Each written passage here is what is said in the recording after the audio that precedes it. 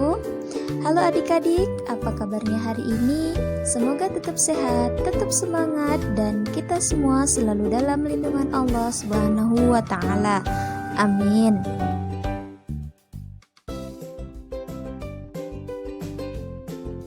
Oke adik-adik, hari ini kita kembali belajar tema 5, pahlawanku, subtema 2, pahlawanku, kebanggaanku. Muatan pembelajaran ilmu pengetahuan sosial.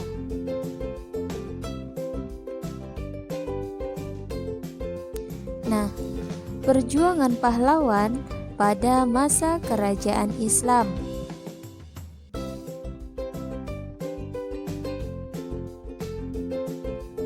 Agama Islam di Indonesia berkembang pesat di daerah pesisir.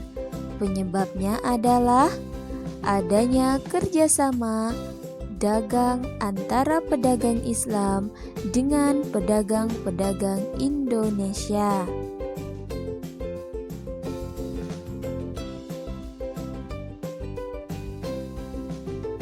Makin kuatnya pengaruh Islam di kalangan penduduk mendorong tumbuhnya kerajaan-kerajaan Islam di Nusantara. Pada masa kerajaan Sriwijaya, di Aceh sudah berdiri kerajaan Islam, yaitu Kerajaan Perla yang berdiri tahun 840 Masehi.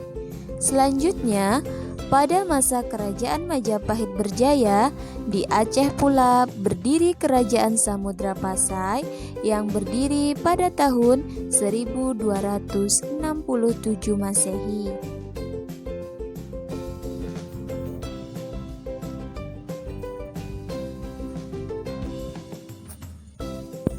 Nah, di Jawa, kerajaan bercorak Islam baru muncul setelah masa keruntuhan Majapahit. Keruntuhan pertama di Jawa adalah Kerajaan Demak Bintoro yang berdiri tahun 1475 Masehi.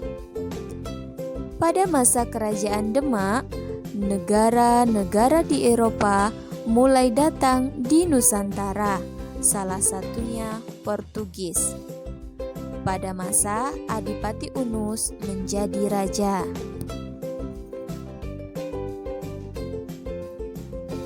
Kerajaan Demak menyerang Portugis. Saat itu Portugis sedang melakukan monopoli perdagangan di Malaka.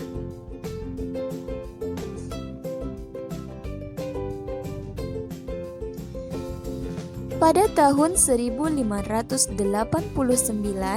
berdirilah Kerajaan Mataram. Raja pertama Mataram adalah Sutawijaya yang bergelar Panembahan Senopati. Pada masa Kerajaan Mataram, Belanda mulai berpengaruh di Jawa dengan kongsi dagangnya yang bernama VOC yang bermarkas di Batavia ataupun Jakarta. Dalam kegiatan perdagangannya, VOC banyak melakukan praktek perdagangan monopoli dan bersikap sewenang-wenang terhadap penduduk pribumi. Oleh karena itu, Kerajaan Mataram menyerang VOC di Batavia. Serangan tersebut terjadi pada masa pemerintahan Sultan Agung tahun 1628 dan tahun 1629.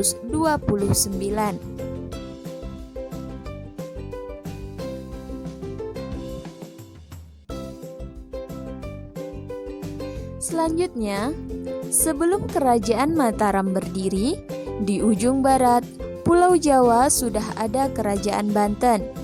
Kerajaan ini didirikan oleh Fathahillah tahun 1527. Pada masa pemerintahan Sultan Ageng Tirtayasa, Kerajaan Banten berperang melawan Belanda.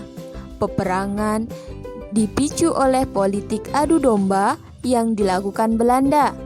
Saat itu, Belanda membantu Sultan Haji yang tidak diterima karena tidak diangkat sebagai putra mahkota oleh Sultan Ageng Tirtayasa.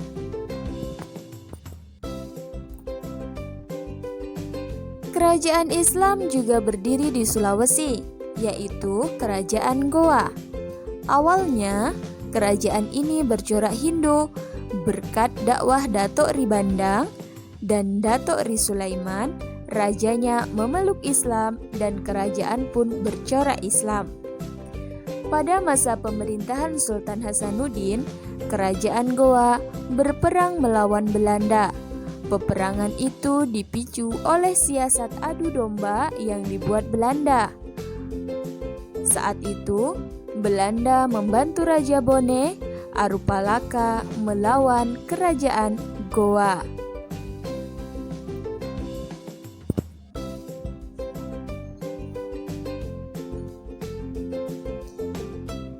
Selanjutnya, kita membahas tentang pahlawan nasional. Seperti yang ada di foto, yaitu Ki Hajar Dewantara. Ki Hajar Dewantara lahir pada tanggal 2 Mei 1889 di Paku Alaman. Hari lahir beliau kini diperingati sebagai Hari Pendidikan Nasional. Kala itu, nama lahirnya adalah Raden Mas Suwardi Suryaningrat. Nama kecil beliau adalah Suwardi, dengan gelar bangsawan Raden Mas.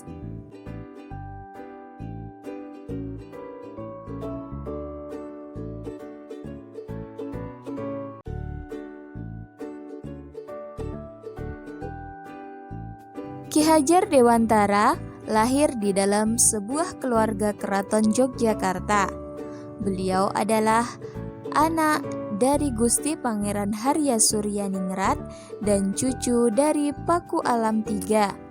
Beliau mengganti namanya menjadi Ki Hajar Dewantara dan melepas gelar bangsawan yang dimilikinya pada tahun 1922.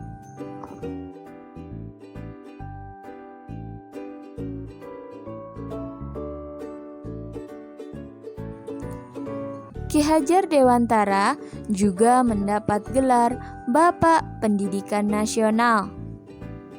Ki Hajar Dewantara diangkat menjadi Menteri Pengajaran di Indonesia dalam Kabinet pertama Republik Indonesia. Beliau mendapat gelar Doktor Kehormatan dari Universitas Gadjah Mada dan dinyatakan sebagai Bapak Pendidikan.